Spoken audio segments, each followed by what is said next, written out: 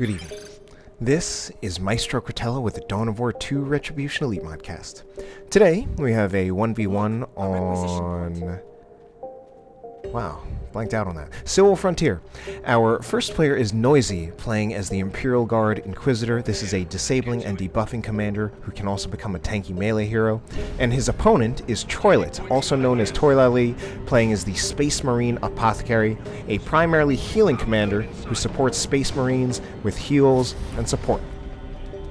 So this is game 2 of the finals set between Noisy and Toilailee from Monthly Rumble Tournament number 13. Right now, the set is currently 1-0 in Toilailee's favor. We'll see what will happen in this next game. Toilailee right now, let's see if he's also going to go for a double tack build this game. He hasn't put down a node yet, so that would lead me to believe that he wants to save his requisition up until he can get a tack out on the field as soon as possible. Meanwhile, we see some aggressive map capping from Noisy. Noisy perhaps knowing that Toilailee's going to go for like an early wreck-heavy opening, so he's actually going for a decap on Toilailee's natural requisition. This task for so he gets the decap, does not bother to go for the full cap. We do also have a node for Noisy. I think the node makes sense. I mean, Noisy already has 4 units out on the field, a single Sentinel, and triple Guardsman. He really seems to prefer the triple Guardsman in 1v1 when he plays his Imperial Guard. Noisy, of course, proficient with many races. Imperial Guard is one of them. And I mean, triple Guardsman is great in part just because he's got 3 squads out on the field very, very cheaply. Not a single one of these has their sergeant upgraded. So he prioritized getting all 3 of those squads out on the field before upgrading any one of them. He will inevitably get sergeants on, I would say, at least 2 of them, if not all 3, since the starting combat performance of Guardsmen right out of the gate really isn't that good.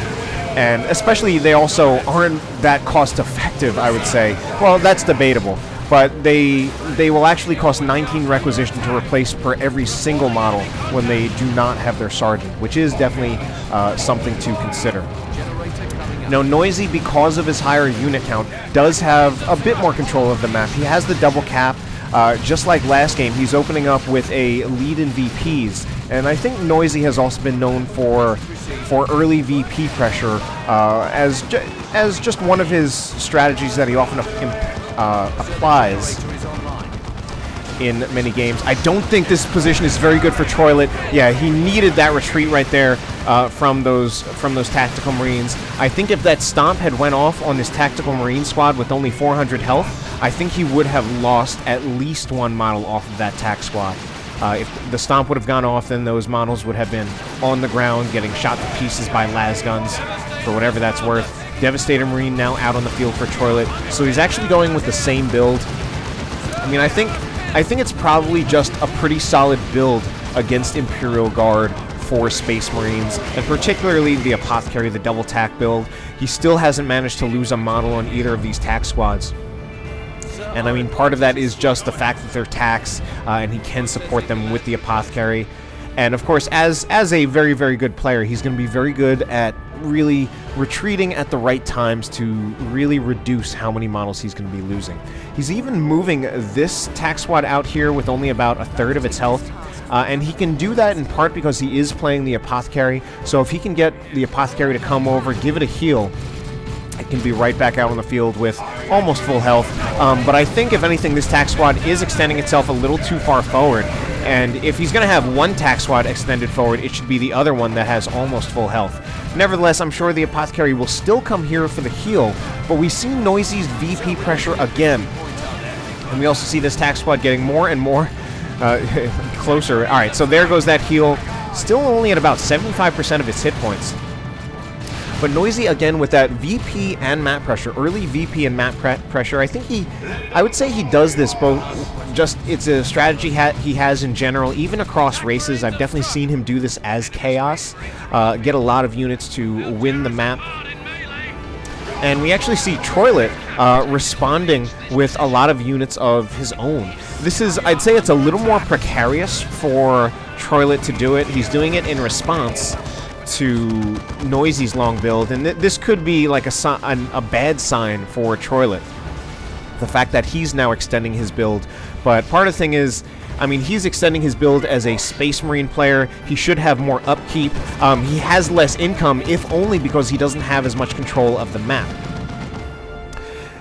And particularly less income in both requisition and power. I would also think we would see more generators from Noisy, in part because he should be able to afford it. Although, actually, well, I mean, I could be wrong here. He's got a decent amount of power in the bank, so he might not want to starve himself of requisition too early, or he is.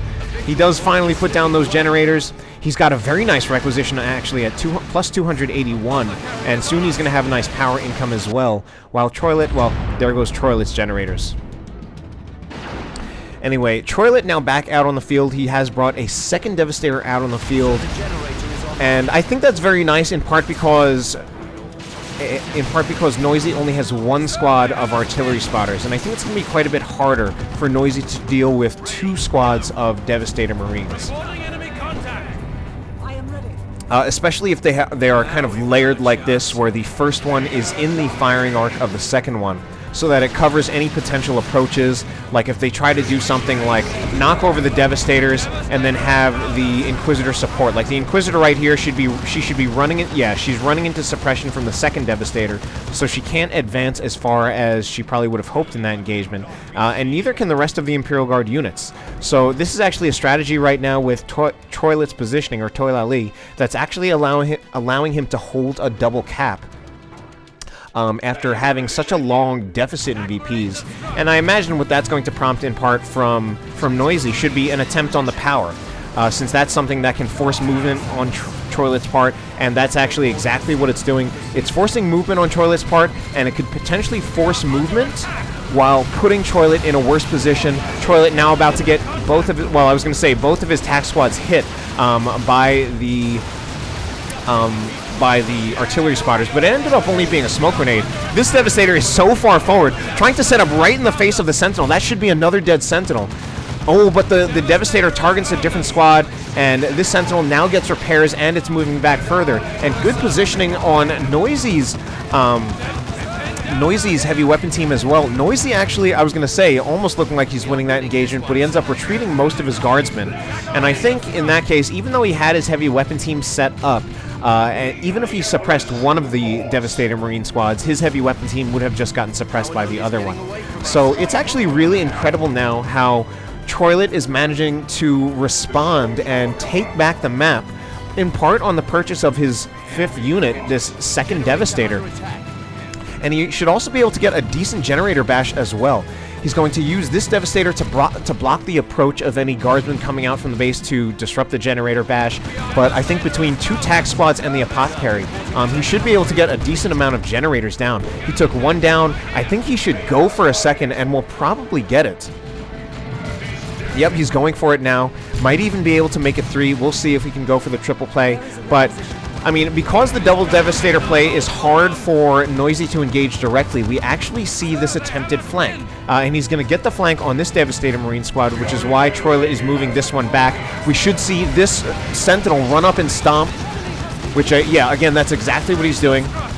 So I called it right, because I guess part of the reason that a double Devastator build works, or anytime you have a double suppression build, is that you can very, very effectively protect setup teams from flanks. A single setup team, very, very vulnerable to a flank if you can manage to pull it off, although I do feel, as Dawn of War 2 players, a lot of Dawn of War 2 players are just not very good at flanking because we have units like Assault Marines. We don't have that Company of Heroes proficiency in flanking, where not as many units are capable of just jump, or, well, in Company of Heroes there are no units with jetpacks, so you can't just jump on a suppression team.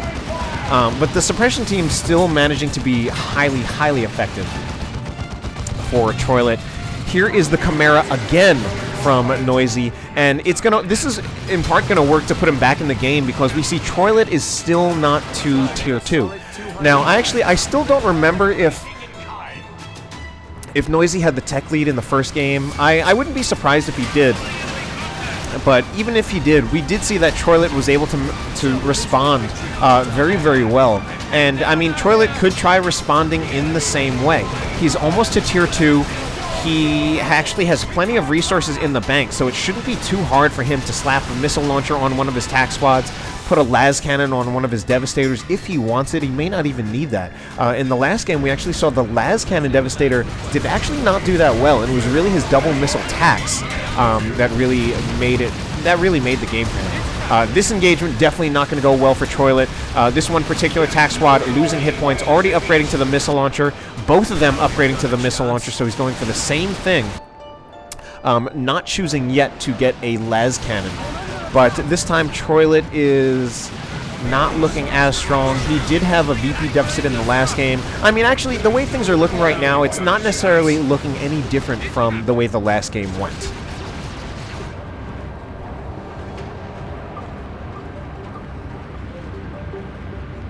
Noisy did have a VP lead that was kind of like this. He started with a VP lead, then Toilailee brought it back a little bit, then Noisy had a VP lead again, and actually he does now go for the las cannon devastator. And I mean, the las cannon devastator, if it can hit, is definitely extremely, extremely deadly against the Chimera. What's really deadly about the las cannon devastator is that the Chimera cannot just be repaired while the devastator is shooting at it. A Chimera can actually be repaired while a single missile tac squad is shooting at it. As in, you can repair the Chimera while a single missile tac is shooting, and the missile tac will not be able to do enough damage. Double missile tac is a different story, quite a bit more damage, doubled in fact, and we actually see the Holy Brazier being used very, very often.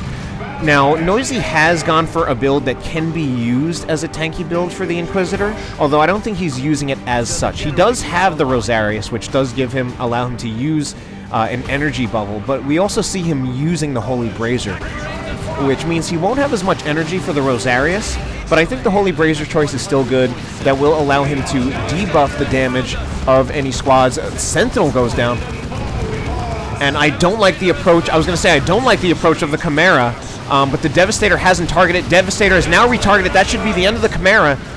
But the Devastator gets tied up, and this could actually... Oh! I was actually really surprised to see the Inquisitor not go for the chase on that Devastator. With the melee resist, I'm actually not sure if he would have finished off the Devastator, but it looks like this game is going in favor of Noisy anyway. A very nice Plasma Cannon Devastator shot goes in, but we've got a double cap for Noisy. With Toilailee not having many VPs left, I thought we saw the Apothecary go down. If he did go down, then we also saw the Apothecary revived by Laraman's Blessing, which is most likely the case since Toilailee currently has very, very little red. We see more power bashes with the missile tax that will allow them to level up a little bit, as well as generate more red. And we're actually just going to see Toilailee attempt to cap under fire, but loses his Devastators in the process. And this is now looking very, very weak for Toilailee. I think Noisy is going to take this game. And if he does, that will even out the series to 1-1. And we have a Bane Wolf. Yeah, I would say this is probably it for Toilailee. This Bane Wolf is going to go over, destroy the power farm. We've also got 2 vehicles now. He can split them up. The las cannon Devastator cannot effectively combat both of them. Las cannon Devastator is going to get its line of sight block, so it actually does manage to take a shot, so maybe the line of sight isn't completely blocked. Oh, but the positioning right now for the Bane Wolf is pretty much done. Although, again, I'm still not sure if it's going to matter. Bane Wolf goes down, but only 20 VPs left for Toilailee. We have an Assail, 1 Tactical Marine squad at very, very low health, and the Apothecary has already used his heal, so this particular tac squad in a lot of trouble. We're going to start bleeding models to the Inquisitor.